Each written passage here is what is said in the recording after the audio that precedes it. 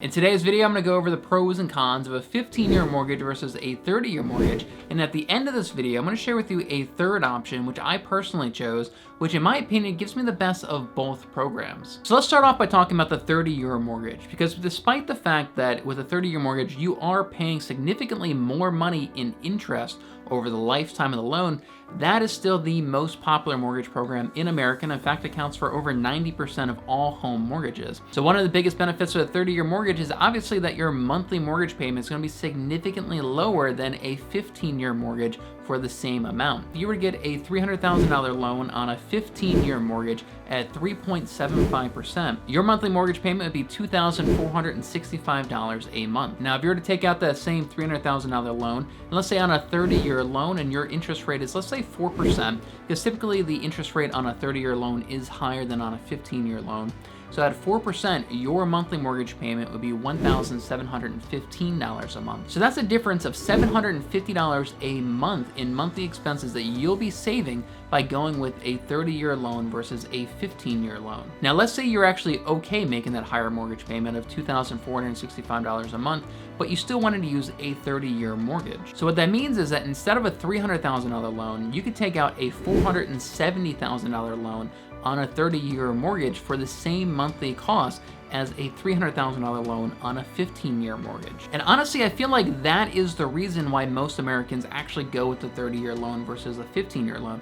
Not because they crunched the numbers and determined that a 30-year loan is more in line with their financial goals, simply because of the fact that most Americans go with the most expensive home that their mortgage lender says that they can qualify for. Now, there is another big reason why you should consider a 30-year loan over a 15-year loan, and that is opportunity cost. And what that means is what you could have invested that money in instead of simply paying down your mortgage. So if you went with a $300,000 loan, you went to a 30-year instead of a 15-year, you're now saving $750 a month. So you have to ask yourself, what else could you have invested that money in and gotten a better return on that investment rather than simply paying down your mortgage? For example, could you have invested that $750 a month in a 401k, or maybe starting a new business, or in buying cryptocurrency, or maybe as a mortgage payment on a rental property that you purchase? Over the last 90 years, the S&P 500 has seen an annual return of 9.8% if you reinvest any dividends that you receive. And there are people who will argue that your money is better off investing in the S&P 500 to get a 9.8% return rather than paying down your mortgage to avoid a 4% interest rate. And that may not sound like much, but by investing in the stock market, you're benefiting from those two magical words, compound interest. If you invested that $750 a month into an S&P 500 index fund and you did see an annual return of 9.8%, you would have invested $270,000 over those 30 years.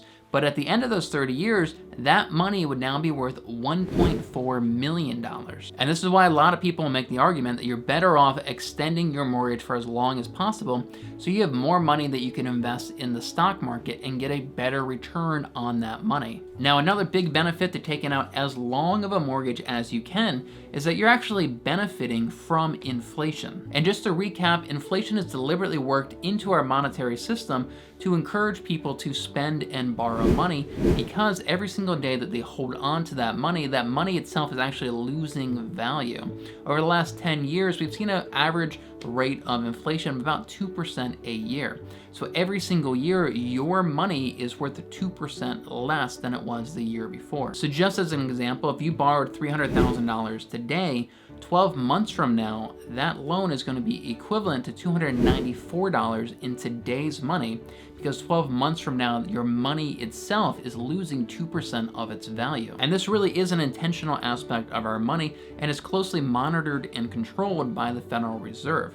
If it was the other way around, if we saw deflation and that your money actually appreciated in value over time, people would be less likely to actually spend that money. But since we know that our money is constantly losing value, we're encouraged to spend that money as quickly as we can and not hold on to the money simply in a savings account. But you can actually benefit from inflation by taking out a longer mortgage loan. If you were to take out that $300,000 loan right now on a 30-year mortgage, your monthly payment would be $1,715. But 30 years from now, on your last payment, that monthly payment is going to be equivalent to $850 in today's money, because money itself is depreciating in value 2% a year for the next 30 years. And I know it's a little tricky to kind of wrap your brain around this, that your money is actually losing value every single day. But that's the benefit of a fixed rate mortgage for 30 years. 30 years from now, your mortgage payment is going to be about the same as it is today, but that money is going to be worth far less. In fact, it's going to be worth almost about half of what it's worth right now. So taking out as long of a loan as you can is one of the few ways that we can actually benefit from inflation. Now, obviously, there are some drawbacks to taking out a 30-year loan versus a 15-year loan. And the biggest one being is that you're going to pay a lot more money in interest on that loan on a 30-year than you would if you went with a 15-year. So in that same $300,000 loan over 30 years at a 4% interest rate, over that lifetime of that loan, you're gonna pay the bank $215,000 just in interest alone. Now, instead, if you went with a 15-year loan and you got a slightly lower interest rate, let's say 3.75%, you're only going to be paying the bank $97,000 in interest over the lifetime of that loan. And the reason for that is, one, your interest rate's going to be lower, but you're also paying the loan off twice as fast. So that's half as many loan payments that you need to make that you're paying interest on. So that's a difference of $122,000 that you're going to be saving in interest by going with the 15-year loan versus the 30-year loan. Now, there's another benefit to the 15-year loan, and that's if you don't actually intend to live in the home for the next 30 years or so. But let's say you only live in the home for the next 7 years. And that's that you're going to be building a significantly more amount of equity in your home over those 7 years on a 15-year mortgage than you would on a 30-year mortgage. So if you look at it from that perspective, it's almost like you're forcing yourself to save money every single month. But instead of having it in a savings account, you're saving it in the form of equity in your property. And if you're like most Americans, you have a hard time seeing that money in your account and not spending it and actually saving it.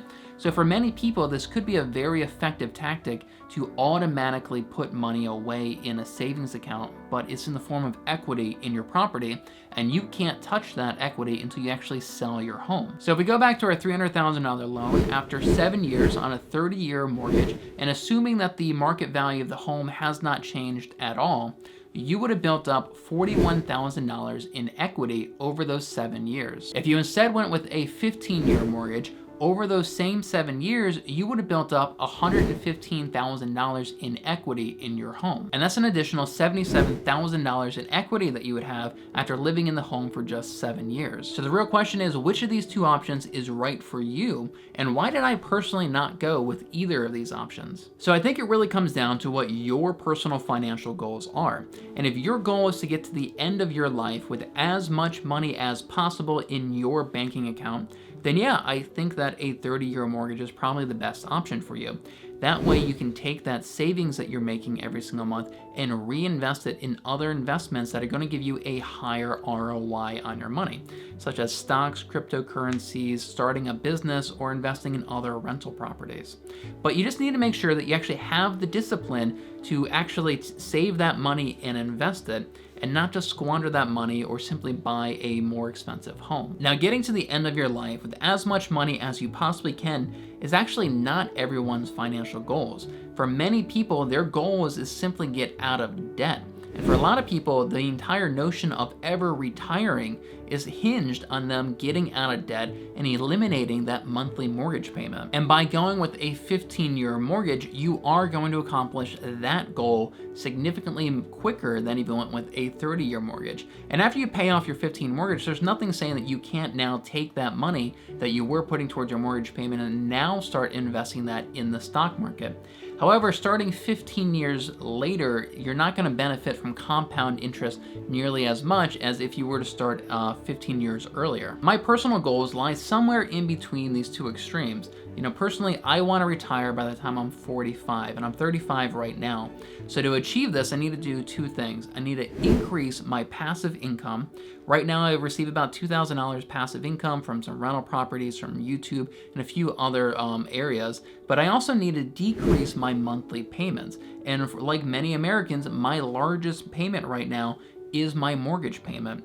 If I could eliminate my mortgage payment, that significantly reduces the amount of passive income that I need to bring in every month in order for me to retire, or at least semi-retire. And this is why I chose to go with a 30-year loan, but I'm making extra payments towards the principals with every monthly mortgage payment. And this is gonna allow me to pay off my mortgage significantly sooner than 30 years. And the biggest reason why I like this option is it gives me more flexibility with my money.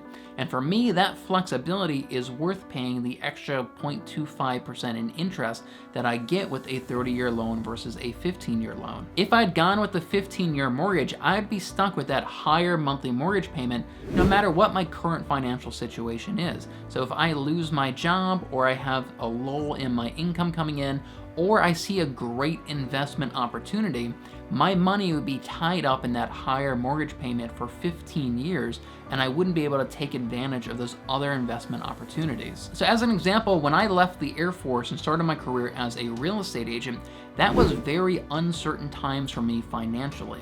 And I actually stopped my extra payments towards my mortgage for about a year and a half when I was first starting my career as a real estate agent, just because I wasn't as certain that I was going to have consistent income coming in, and I wanted to reduce my monthly expenses as much as I could. But now that I've kind of established myself as a real estate agent, I'm consistently bringing in income, I've actually ramped up my extra payments towards my mortgage. Another example is that I currently own one rental property, but let's say I saw another rental opportunity and I knew that I could make money off of this, and I found a great investment opportunity.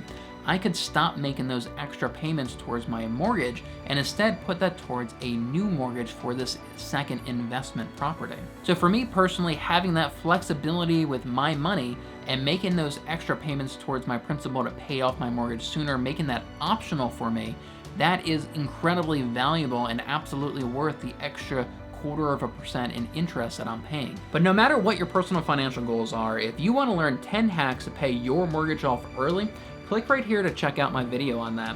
And if you want to learn more financial and real estate strategies, subscribe and hit that bell icon to get notified every time I upload a new video. Thanks so much for watching, and I'll see you guys over in the next video.